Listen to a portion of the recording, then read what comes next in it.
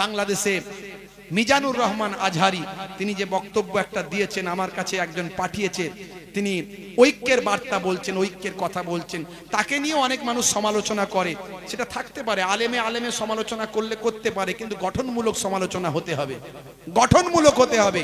সেখানে কোনো ঘৃণা, বিদ্বেষ, সেখানে কোনো গালমন্দ, অশ্লীলতা আসলে চলবে না। আমাদের প্রভু এক নবীর উম্মত, জীবন বিধান এক, ওই শিবানী কোরআন। তবে কেন এক নও হে মুসলমান, এক হও করিয়া আহ্বান। আমাদের প্রভু এক নবীর উম্মত, জীবন বিধান এক, ওই শিবানী কোরআন। বলুন না সুবহানাল্লাহ। ভাইরা আমার, মোবাইল খুললি তো মাথা খারাপ হয়ে যাচ্ছে, দেখলে মোবাইল খুললি মাথা খারাপ, তাই তো নাকি? আমি বলবো মাথা খারাপ করবেন না, যে করছে করুকে যাক, যে যা করছে করুকে যাক। আপনি গোনার মধ্যে ঢুকবেন না, আপনি গোনার মধ্যে ঢুকবেন না। ওইটাকে নিয়ে মোবাইলে কি দেখেছেন, ওইটাকে নিয়ে বাজারে বলছেন, চায়ের দোকানে বলছেন, এই বলেছে, ওই গালি পেরেছে, ওই বলেছে। আপনি নিজেও তো মুখ থেকে গালাগালিটা দিয়ে ফেললেন। কেন আপনি ও কথা বলছেন? কে কি করছে সে করুক গে যাক, সে যে যা করছে তার কবরে সে জবাব দেবে। আপনার কবরে কে জবাব দেবে? আপনাকে দিতে হবে। আপনি গীবতের মধ্যে ঢুকে যাচ্ছেন না তো? আপনি এই জাঁতা কলে, পেঁয়াজ কলের মধ্যে পড়ে যাচ্ছেন না তো? আপনি এই জালে জড়িয়ে ফেঁসে যাচ্ছেন না তো? আপনিও গীবত, চগলখড়ির মধ্যে লিপ্ত হয়ে যাচ্ছেন না তো? আপনি কি করছেন? এগুলো করবেন না। ইসলাম ঐক্যের কথা বলেছে, ইসলাম ইত্তেহাদের কথা বলেছে, ইসলাম গালমন্দ নিষেধ করেছে, ইসলাম কটু কথা বলতে নিষেধ করেছে। আমাদেরকে ঐক্যবদ্ধ থাকতে হবে। বৃহৎ স্বার্থে ক্ষুদ্র স্বার্থকে বিসর্জন দিতে হবে। আপনার দল, আপনার মাযহাব, আপনার সিলসিলা, আপনার আকীদা আপনার বুকে লালন করুন। কিন্তু আপনি যদি কালেমা পড়ে থাকেন, আল্লাহকে এক বলে মেনে থাকেন, দয়ার নবীকে নবী বলে মেনে থাকেন, তাহলে বিভ্রান্ত তৈরি করবেন না। আপনি মানুষের কাছে বিভ্রান্ত তৈরি করবেন না। এক মুসলমান আর এক মুসলমানের বিরুদ্ধে কটূক্তি করবেন না। ভাইরা আমার, আপনি মানুষের হয়ে যান, সুন্দর বার্তা দিন, সুন্দর কথা বলুন।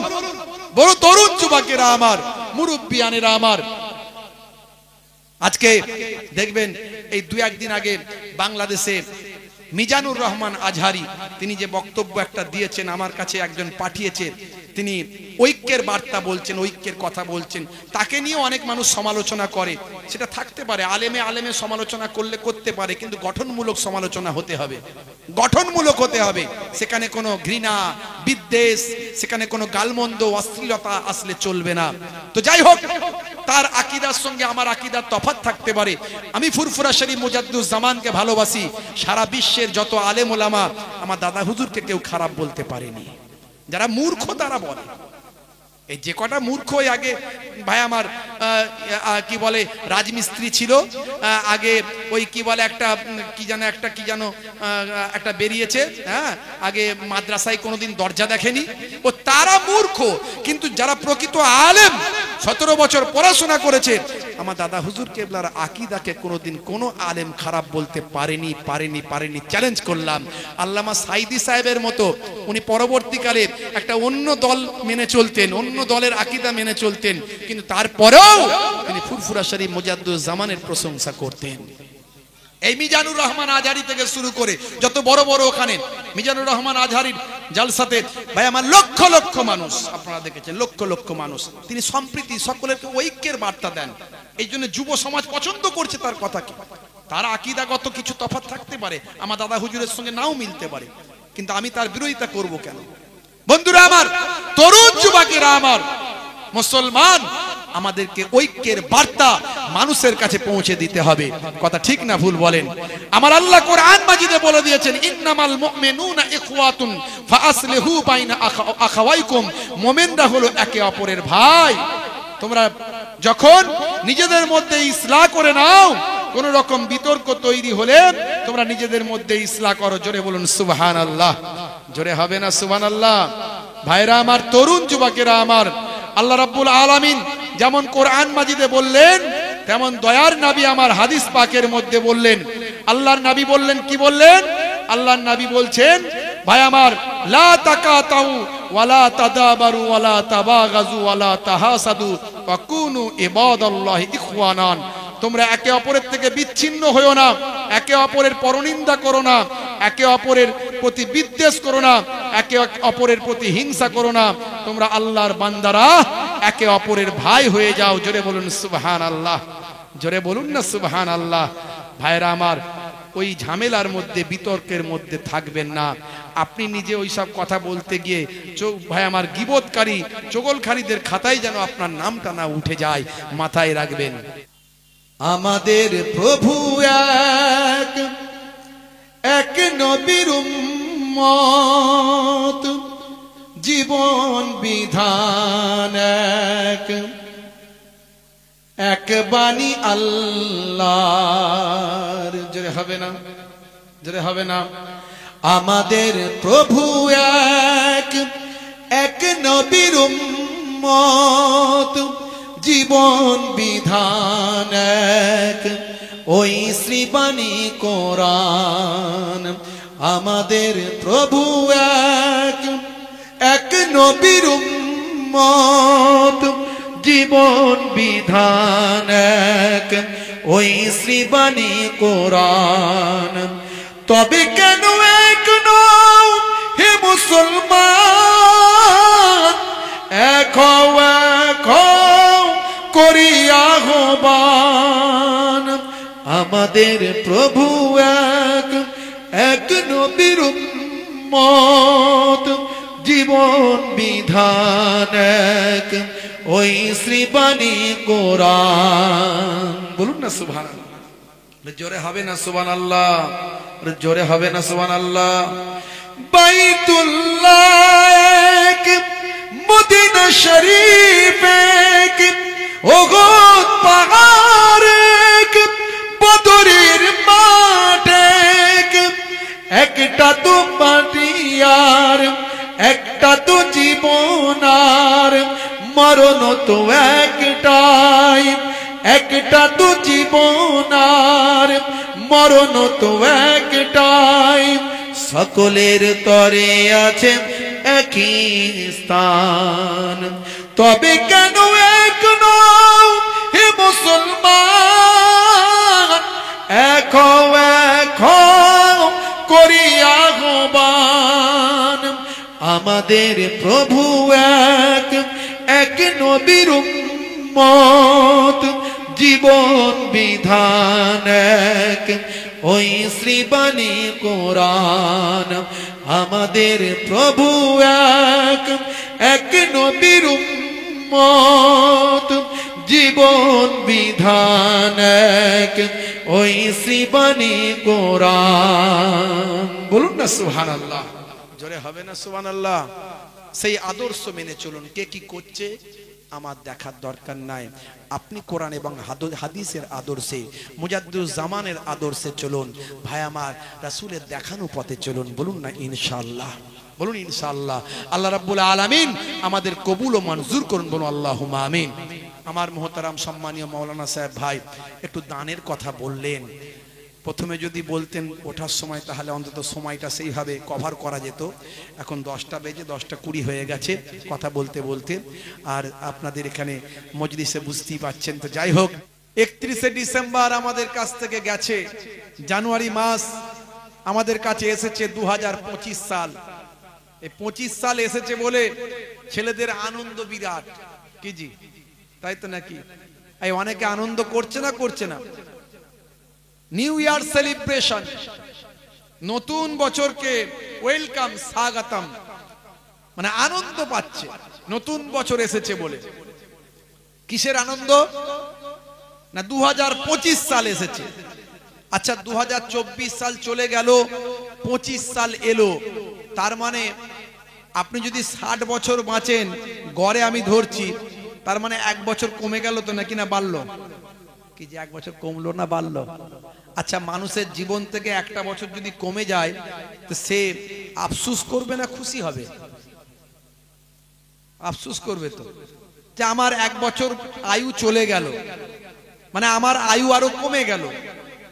আমি যদি 60 বছর বাঁচি, আমার 1 বছর চলে গেল, আমার বয়স যদি এখন 40 হয়, 1 বছর চলে গেল, ভাই আমার আর 20 বছর বাঁচবো। একটা গড় হিসাব বলছি, সবের মালিক আল্লাহ, কিন্তু তারপরে একটা হিসাব। কিন্তু আমাদেরকে ইংরেজরা এমন ব্রেন ওয়াশ করেছে, এমন বুঝিয়ে দিয়েছে যে 1 বছর কমে গেলে তোরা বেশি খুশি হবি। তোরা কি করবি? আতশবাজি করবি, বমবাজি করবি, সেলিব্রেশন করবি, তাই তো?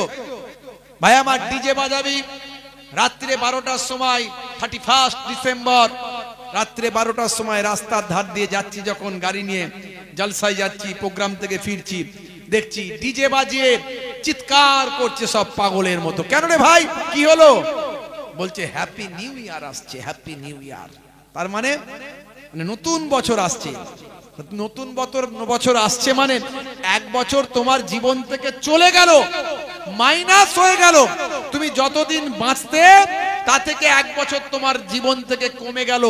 এতে তো আফসোস করার কথা ছিল, হাই রে হাই, আমার 1 বছর জীবন থেকে চলে গেল। মৃত্যুর আরেকটু 1 ধাপ এগিয়ে গেলাম, মৃত্যুর দরজার দিকে 1 ধাপ এগিয়ে গেলাম।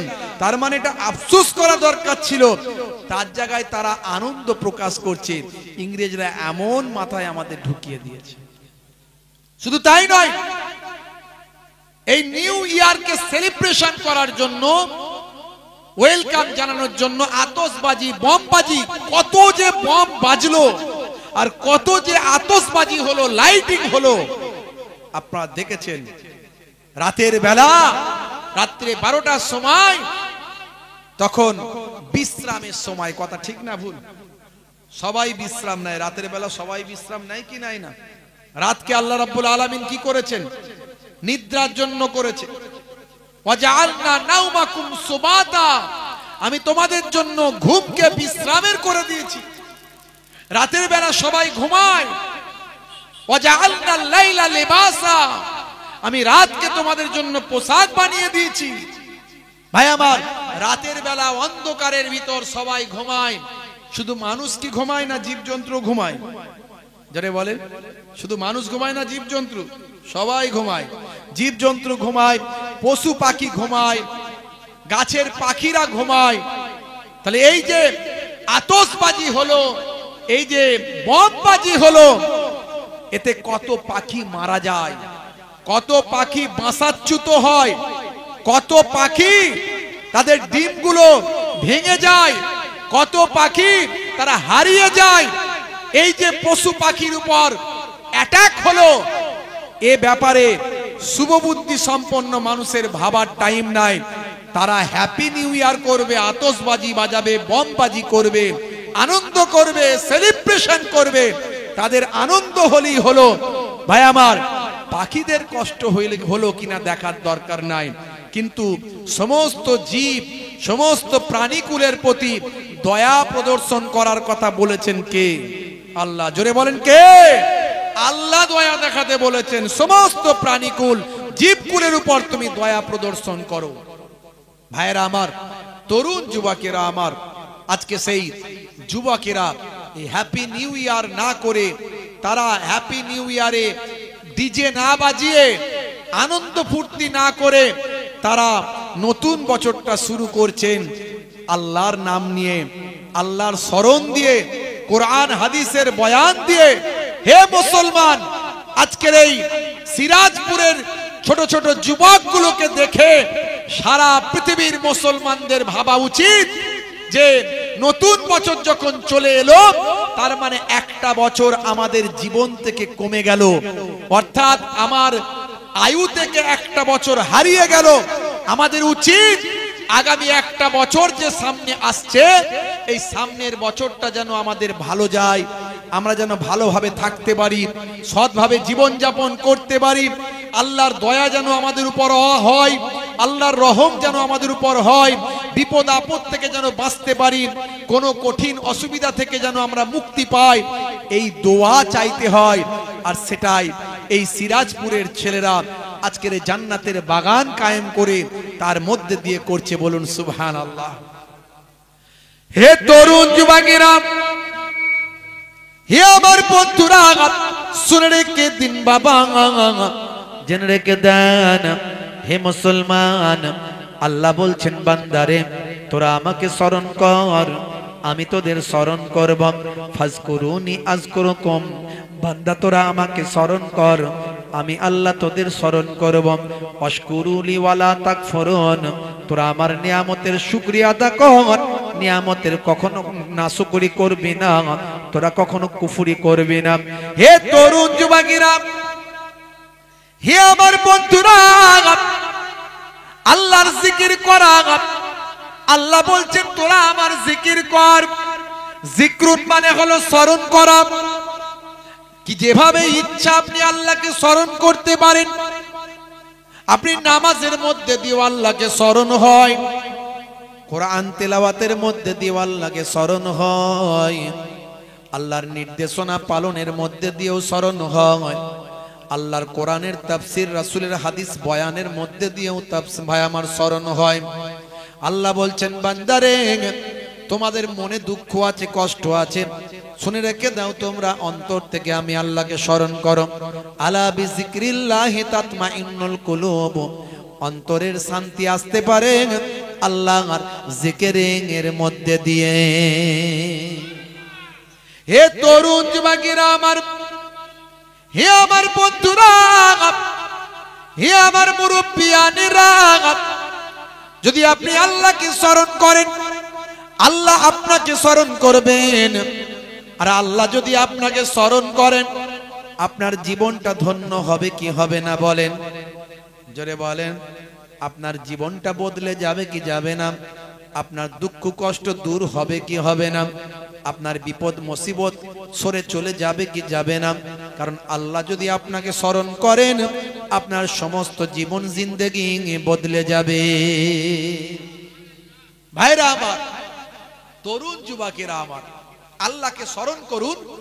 স্মরণ করবেন কিভাবে? বিভিন্ন পদ্ধতিতে স্মরণ করতে পারেন। আল্লাহ আল্লাহ জিকিরের মধ্যে দিয়ে স্মরণ করতে পারেন, আল্লাহর নির্দেশনা পালনের মধ্যে দিয়ে স্মরণ করতে পারেন, নামাজের মধ্যে দিয়ে, তেলাওয়াতের মধ্যে দিয়ে, জালসা ওয়াজ নাসিহাতের মাহফিলে গিয়ে আল্লাহকে স্মরণ করতে পারেন। হে তরুণ যুবকেরা আমার, হে আমার মুরব্বিয়ানেরা, আল্লাহ বলছেন বান্দা তোমরা আমার ইবাদতের মধ্যে দিয়ে আমাকে স্মরণ করো, আমার ইবাদত তোমরা করো।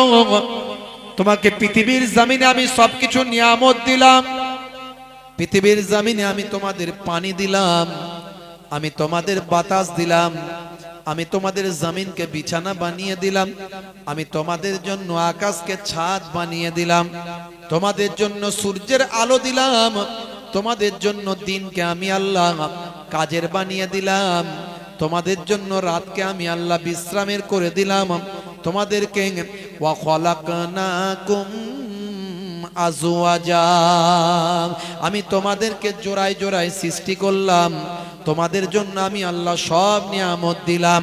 হে তরুণ যুবকেরা, হে আমার বন্ধুরা, শুনে রেখে দিন বাবা, জেনে রেখে দেন এই পৃথিবীতে যত নিয়ামত আছে সবকিছু আল্লাহ মানুষের জন্য দিলেন। দিয়ে বললেন বান্দারে তোরা আমাকে স্মরণ কর, তোরা আমাকে ডাক, আমার নিয়ামতের শুকরিয়া আদা কর, আমি যে নিয়ামত গুলো দিলাম সেই নিয়ামতের শুকরিয়া আদা কর। ওরে বান্দা শুনে রেখে দে, তোরা আমার ইবাদতটা করবি, আমার ইবাদত থেকে গাফেল হবি না। আমি তোদেরকে পৃথিবীর জমিনে আমার ইবাদত করার জন্য ওই সৃষ্টি করেছি। আমাদের ইবাদতের জন্য আল্লাহ পাঠিয়েছেন। ভাইরা আমার, ইবাদত ছাড়া অন্য কোনো উদ্দেশ্যে আল্লাহ পাঠাননি।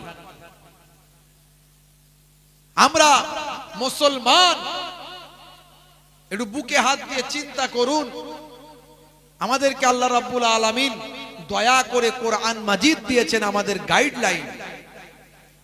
সেই কোরআন মাজিদ আপনাকে আমাকে গাইড করছে। পৃথিবীতে এমন কোন গ্রন্থ দেখান তো কিভাবে হাসতে হয় সেই গ্রন্থে লেখা আছে। কিভাবে হাসতে হয় সেটা সেই গ্রন্থে লেখা আছে। অথচ আপনি হাদিস পাক খুলুন, কিভাবে হাসবেন, কোন পদ্ধতিতে হাসলে, হাসি দিলে আপনার নেকি হবে, সেটা সেখানে লেখা আছে। আমার নবী পাক তাবাসসুম হাসি হাসতেন, যেটাকে বলা হয় মুচকে হাসি। এই মুচকে হাসিটাকে বলা হয় তাবাসসুম হাসি। ভাই আমার, মুখটা হাসি হাসি হয়ে যাবে, আপনার গাল হা হবে না, গালটা হা করবেন না, মুচকে হাসবেন, মিষ্টি হাসি হাসবেন। এই মুচকে হাসাটাকে আমার নবী পাকের, এটাকে বলা হয় তাবাসসুম হাসি। নবী পাক এই হাসিটা হেসেছেন। এই হাসিটা আপনি হাসলে আপনার ভদ্রতা বজায় থাকবে, আপনার পোলাইট চরিত্র মানুষের কাছে ফুটে উঠবে। শুধু তাই নয়, নবী হেসেছেন বলে আপনি এই পদ্ধতিতে হাসলেন, এই হাসিটা হাসার কারণেও আল্লাহ তাআলা আপনার নামাজ আমলে সুন্নতের সওয়াবটা লিখে দেবেন। বন্ধুরা আমার, তরুণ যুবকেরা আমার, মুরব্বিয়ানেরা আমার, আল্লাহ আমাদেরকে এমন একটা নিয়ামতের মধ্যে দান করেছেন, মুসলমান হাসলে সওয়াব, হাসলে কি সওয়াব, আর কাঁদলে গুনাহ মাফ। কাঁদলে গুনাহ মাফ। যখন আল্লাহর দরবারে বান্দা কাঁদে, যতই গুনাহ করুক না কেন, আল্লাহ তাআলা ভাই আমার রহমানুর রহিম, লা তাকনাতু মির রাহমাতিল্লাহ, বান্দা আমার রহমত থেকে নিরাশ হয়ে যাস না। তোরা যখন আমার কাছে ইস্তেগফার করিস, ইয়া আইয়ুহাল্লাযীনা আমানু তুবু ইলাল্লাহি তাওবাতান নাসুহা, যখন অন্তর থেকে তওবা করিস, আমি আল্লাহ তোদের জীবনের গুনাহ মাফ করে দিই। তাহলে হাসলে সওয়াব, কাঁদলে গুনাহ মাফ। আমরা বাই চান্স মুসলমান নয় ভাই আমার, বাই চয়েস মুসলমান হতে চাই।